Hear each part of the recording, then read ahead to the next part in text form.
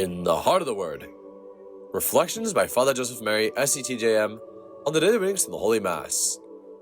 Memorial of St. Francis of Assisi. In the Jubilee year 2025, Pilgrims of Hope. Rebuild my church. God bless you, dear family. Today in the Heart of the Word, October 4th, we celebrate the memorial of St. Francis of Assisi. After Our Lady and St. Joseph, there's perhaps no saint loved as much as St. Francis of Assisi.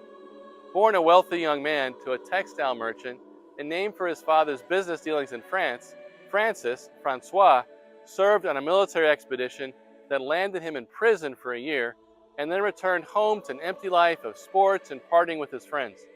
Until one day, he went inside the nearby church of St. Damiano and prayed before the crucifix.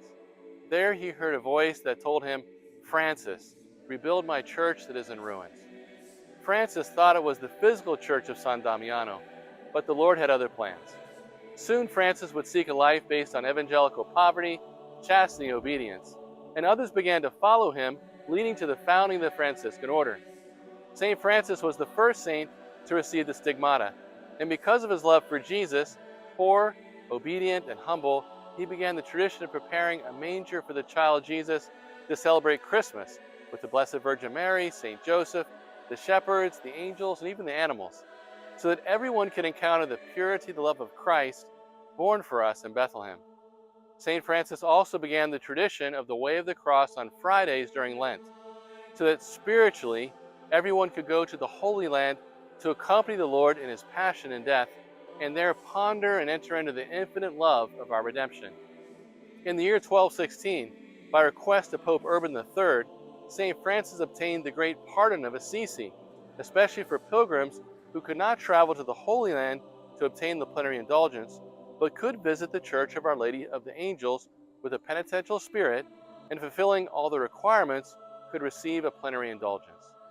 Finally, in his small breviary dedicated to the Blessed Virgin Mary, he was the first in the history of the Church to praise God liturgically for the Immaculate Conception of Mary, opening the ecclesiastical path for the elaboration of the dogma by his spiritual sons, especially Blessed John Duns Scotus and St. Maximilian Kolbe, and the proclamation of the dogma of the Immaculate Conception on December 8, 1854 by Pope Pius IX.